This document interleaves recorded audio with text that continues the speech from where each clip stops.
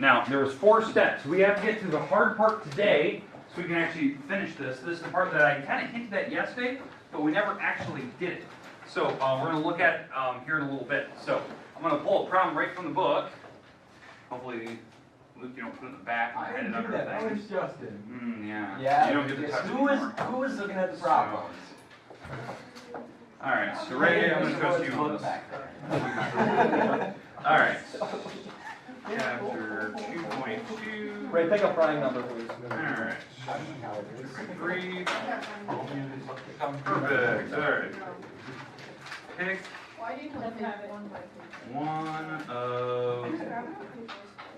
one of these. Pick a prime number. Alright. Okay, alright. Hey, here we go. You need to write this down. So, fire away. 3x squared minus x cubed. 3x squared minus X cubed. x cubed. Okay. So, on this particular problem, we're going to be graphing this polynomial. It is a polynomial. It is not a quadratic. It has power 3. So, in fact, it's a cubic function. So, we do need to figure out how to graph it. Now, we have a little checklist that we had yesterday. The checklist, just so you know, because we're in section 2.3 here, the little checklist for graphing polynomials goes as such. So here's the rules, and there was 4 basic things we checked for, but I left one off from yesterday.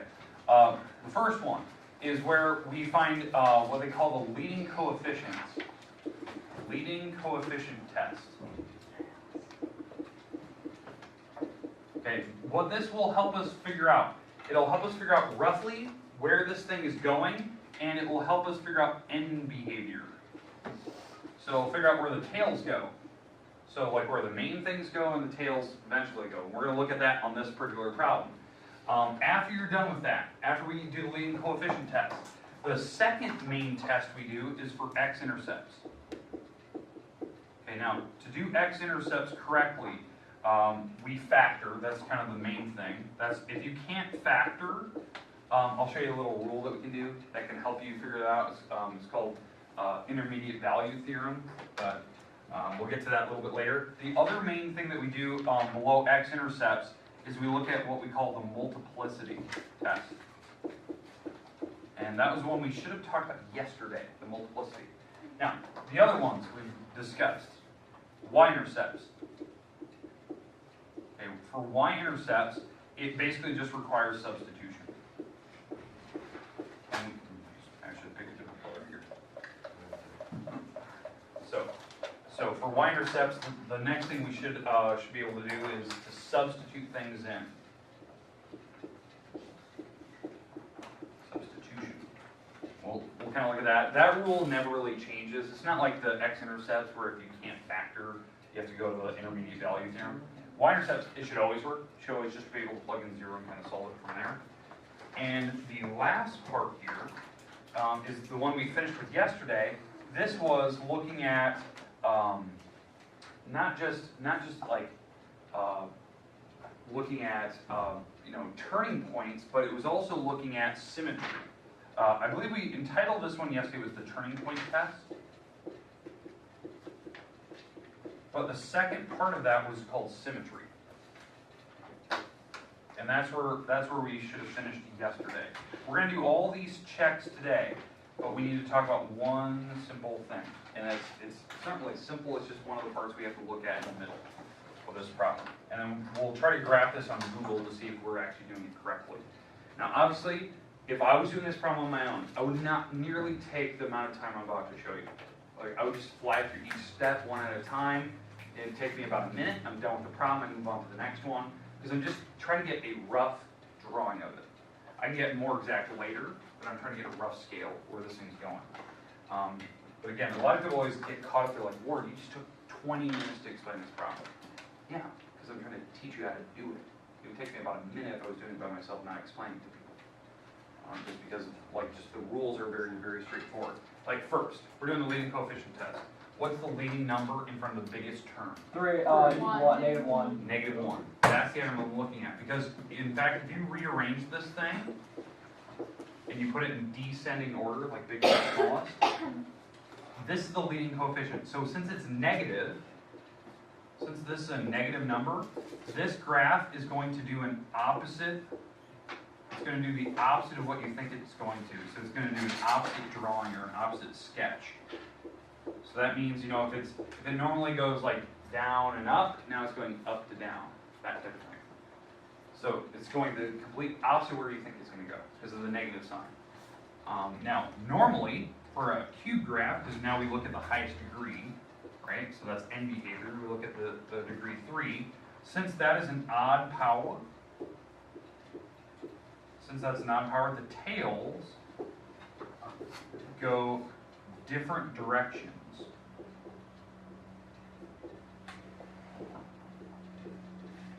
Different directions. That's where the tails are going, right? So the idea is that like one of the tails goes up, one of the tails goes down. This is what a traditional cubic graph looks like, something like that. Okay, now obviously that's not my final sketch, but that's what it typically looks like. But the tails go in different directions, right? One's going down, one's going up. Agreed that they're going different? It's not like yesterday, I think we did what, power, was it 4 yesterday, so they went the same direction? Because it was even. Odd powers go different directions. But here's the problem. The negative sign out front, what does it do to that graph? Flips it over. So this graph is going up to down now. It's going the complete opposite. Now we got to figure out where the middle ground is, but the idea is that it's going the complete opposite direction. Okay? The middle ground is what we need to figure out. Okay, so do we understand the tails here, where they're going? Traditionally, odd powers go left, like the bottom is the bottom left, upper right. That's usually what all odd powers are, 7s, 5s, 11s. That's kind of what they do. And when they put a negative, they flip this direction. Even powers, they will go usually up. Both tails go up until it's negative and then it faces down. Okay, we go with the rough idea where the tails go, the end behavior. So that's check number 1. We're done with that. So again, that's something I just checked really quick. Check the power, check the number up front of the power. The biggest degree. That tells me where it's going. Okay, now, X-intercepts. We have to try to factor that mess apart. Yay. So X-intercepts. So 3x squared minus x to the third power. Right? So this is my function. I'll call it y.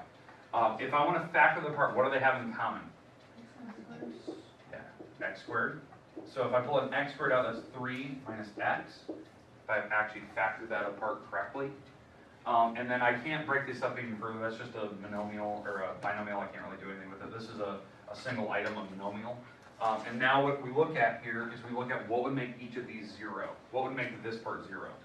0. Right. 3. Positive 3. Positive 3. Okay. So those are my two numbers. Those are my x-intercepts.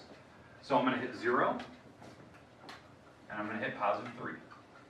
Now, the thing that we check next, now that we know my x-intercepts, if you can factor, that's awesome, that's what you do, right? We know the exact x-intercepts.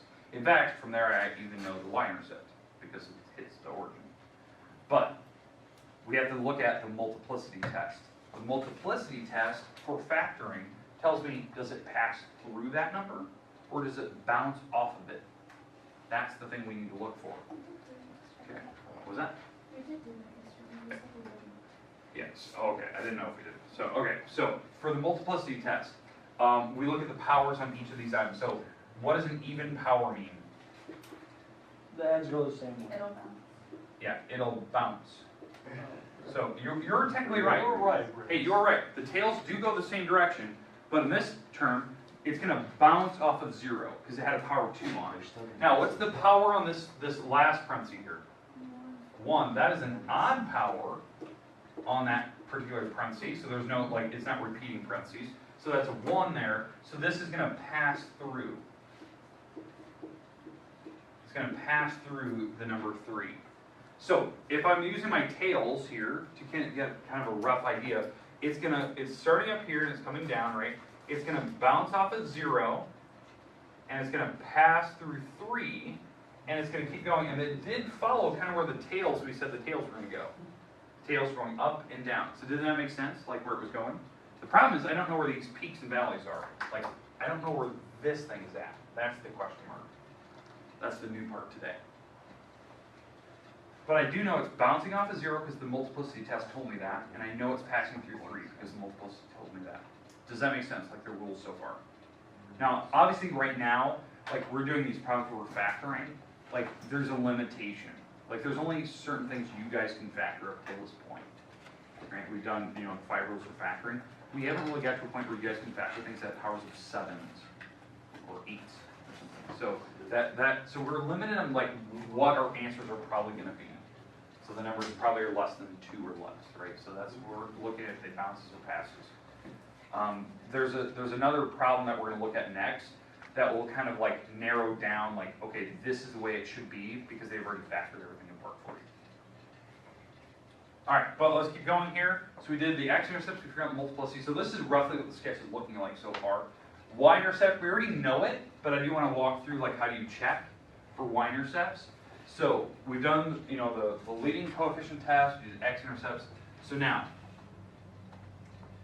Y-Intercept. Let's get rid of this, and yeah, I already here.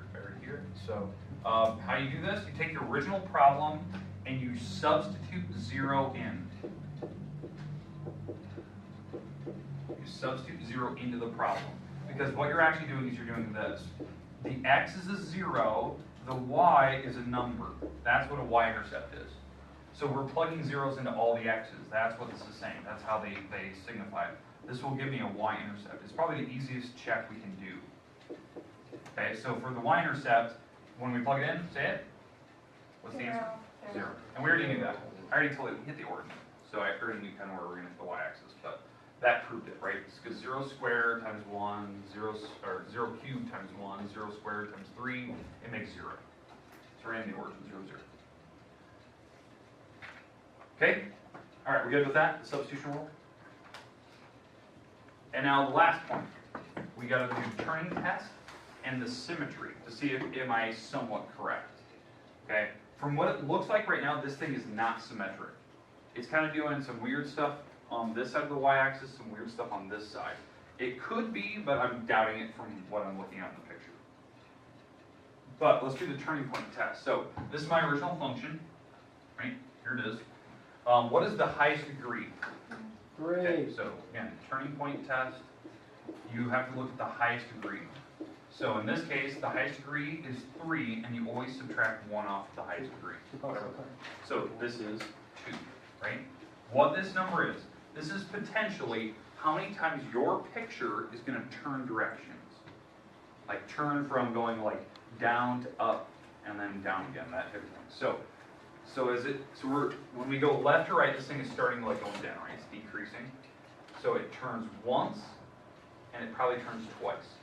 And that's kind of what makes sense for my drawing. This thing should turn twice, roughly. That's the maximum amount of turns it could take. Does it have to? No. That's why that step is kind of controversial. It doesn't have to turn. It just, if you're looking at your picture, you know if you're following the rough rules that we've been following, does it make sense though? Yeah. It turned from negative slope to positive slope, that's 1 turn, to negative slope again, that's 2 turns. 2 actual turns in that. So that's potential. Now, symmetry. It's kind of doing that substitution rule where you're going to take my function, that's this thing, and you're going to plug in a negative x into it. Okay?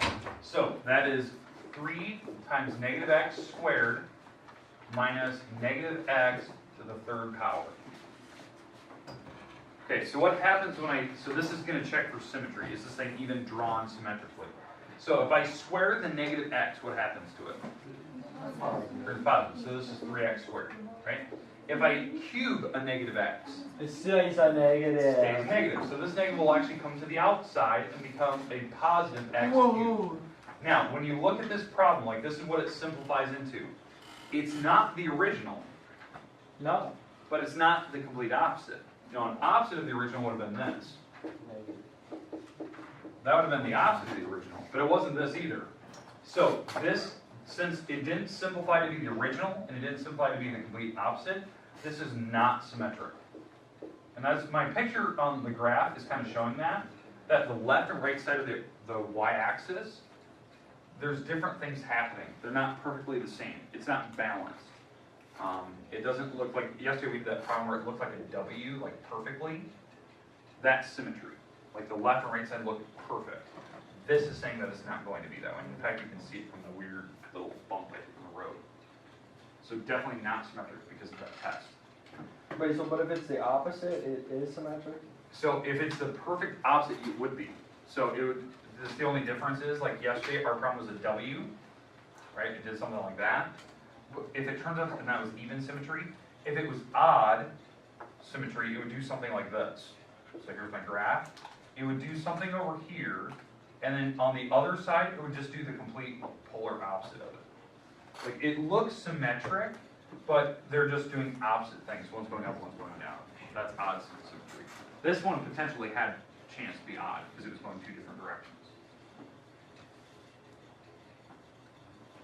I can always tell what type of symmetry it's going to be right at the beginning, because what's your highest degree? 3, well that's an odd number. So it had potential to be an odd symmetric problem because of the odd power. That's how I think of it. Another rule that you can look at, when you look at your original problem, do you notice that they mix evens and odd powers together? Yes. Like they have 2s and 3s? That's how I can tell like it's instantly not symmetric. It would be all like one type of power, like all odds throughout the whole problem, or all evens throughout the whole problem. That's how I know if it's going to be symmetric or not. That's a little like rule of thumb. Okay. Last thing. This is the thing I did not talk about. Where does that thing hit that little like peak? That's the question. That's the weird part. That's the part that we haven't discussed yet. That's the part that I kind of hinted at yesterday, but we didn't actually go through it because it's kind of complicated. I said it was more of a Calc 1 topic, but I do want to discuss it. So I'm going to write down this function. So this is going to help us find the peak and valley. So what is that? 2x squared or 3x squared minus x cubed? Okay. All right. To do this, this is the problem we have to work on.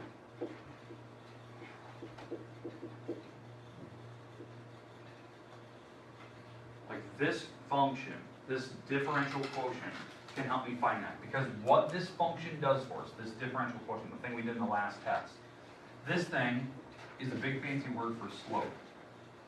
That's what it's doing. It's finding slope of my graph at any point. So, you know, if I pick this point right here, it'll tell me the slope right there. That's what that formula will do for me. Or it'll tell me the slope right here, or right here. Well, the idea is that why I think this is important, like why this thing is so important, is because I can predict what the slope will be at these locations. What should the slope be here and here? 0. They should be horizontal. That's the slope, because slope is the line, right, that hits the line. So they would be 0. So if I actually plug this thing into this function and simplify it, eventually it turns out to be something like 6x minus 3x squared plus something h, blah, blah, blah, blah, blah. It'll turn out to be something like this if I actually do all the math in my head. I can figure out where this thing would actually hit its peaks and valleys. Because how you do this, you assume that the h's are all zeros. So the h's would all go away in that problem. Because after I divided everything by h, they would all go away. You know? And this, you'd be left with something like this. Well, you set this thing equal to 0. Because that thing should be sloped. And I want to know where my slope is 0. And then we just solve this thing. Well, it looks like they have a 3 and an x in common. So if I take a 3 and x out, that's a 2 minus an x. And what would make each of these 0? 0 and Positive. positive. Why? Put a 2 in there. 2 minus 2 is 0. Okay, so, but it's positive 2. So those two numbers are where my peaks and valleys are. In fact, you can see it. There was a valley right at 0. The x, like the x number, is 0. There was a peak right here at 2, even though it didn't show that. There's a peak at where 2 is, so my bubble's a little bit off.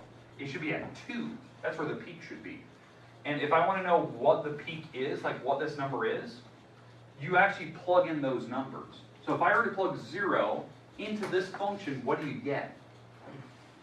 0. If I were to plug in 2, well, I get 3 times 2 squared minus 2 to the third power. So 2 squared is 4. I'm going to take that times 3, and I'm going to subtract 8 to the third power. So this is 12 minus 8, which is 4. So it's actually right here. So my drawing's a little bit off. That was a pretty good drawing. Pretty good sketch for just picking a random problem. So it's going to hit 4. And that's what that thing can do for me. Now, doing this in my head, yeah, I mean, that takes Calc 1 and Calc 2, but we have the skills to do it. Like, we've done it on the test, that you can simplify this problem down, because that's something we did, I think it was like problem number 6 on the test. Okay. Questions with that one? Now, I'm going to graph this on Google so you can see it. We can see if we did it right or wrong. Okay, I need to research. Camera here.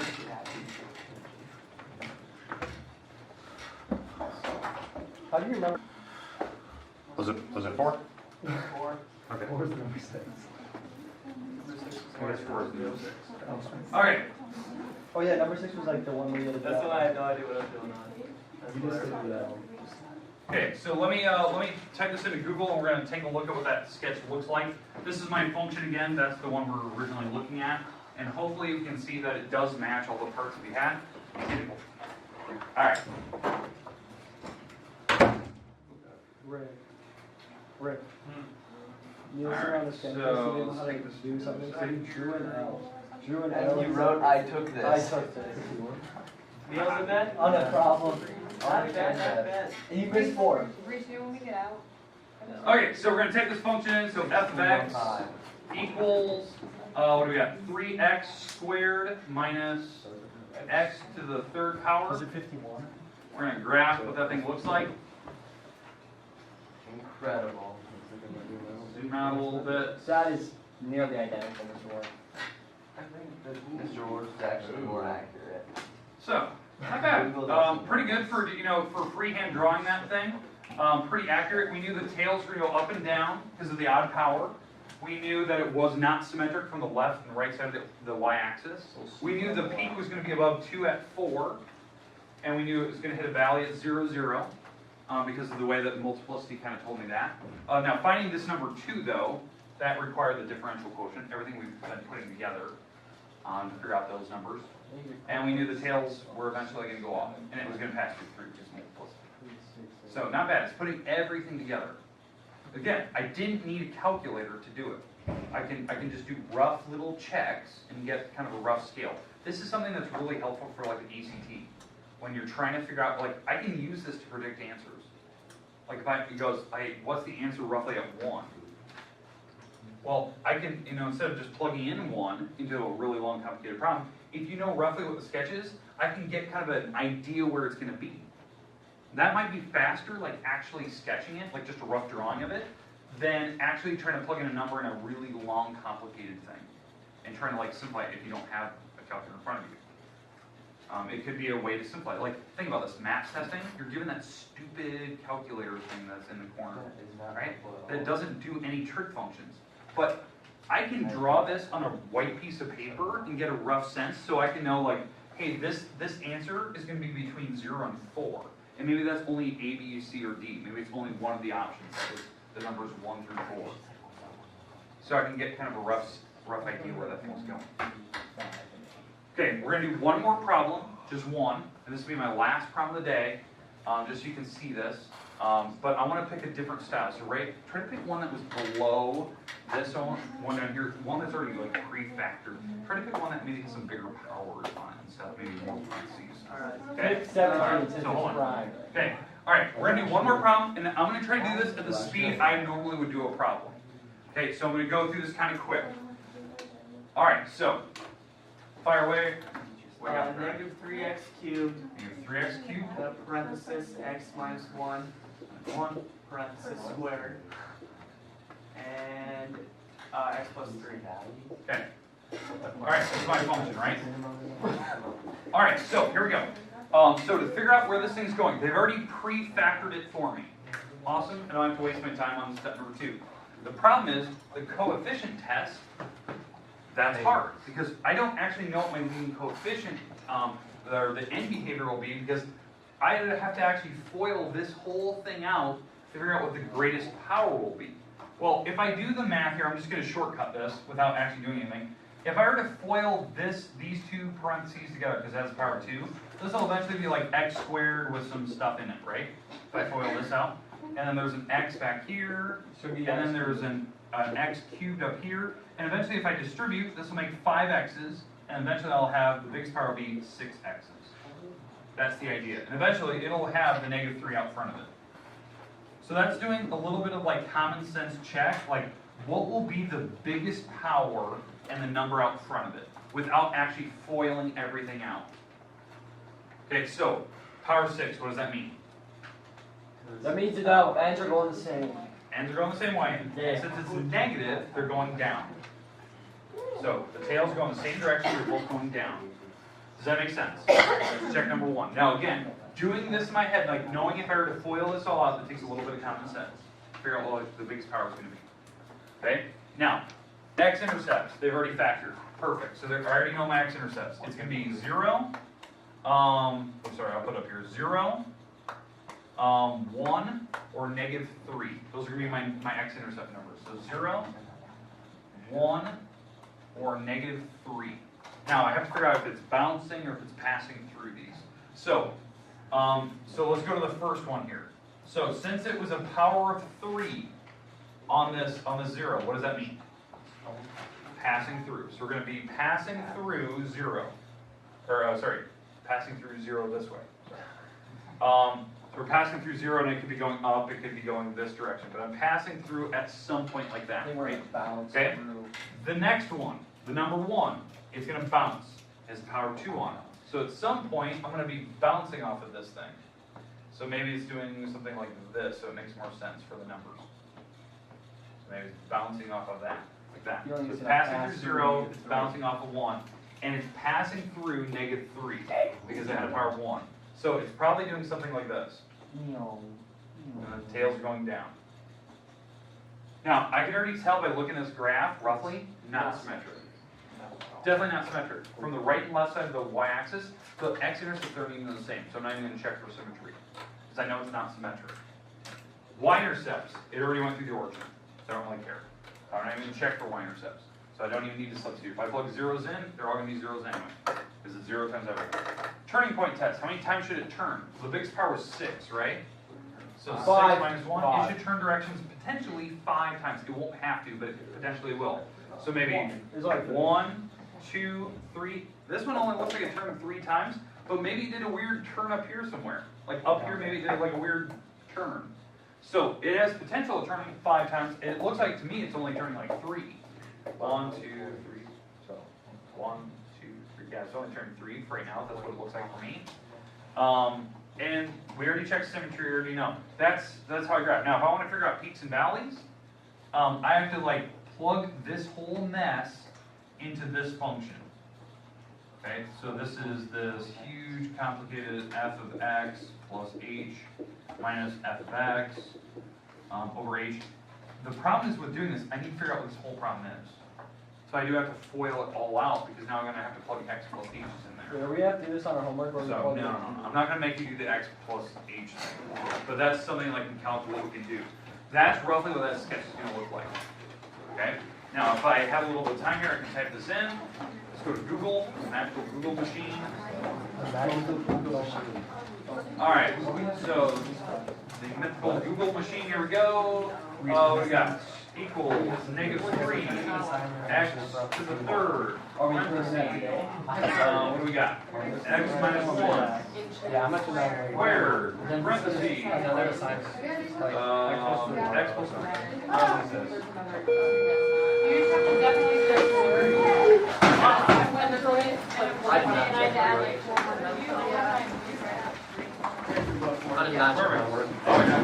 I didn't really either. It wasn't hard at all. I should have. Hey, the only reason I got it is I blew my nose yesterday. What is it doing back here? I didn't do that. That was That was Lucas. I saw him. He was like, "Hey, watch this. I'm gonna hide this from I'm work." watching Look. them. It was Justin. That All time, I mean, you. the last time. He's hit it somewhere else too. Under the pencil sharpener. Does that sound like something I would do? Yes. No. How would Lucas know where they were if I was the one who hit them? Yep.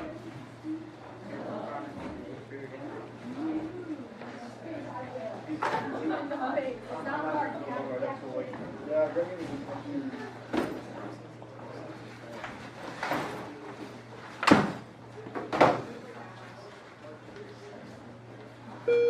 Where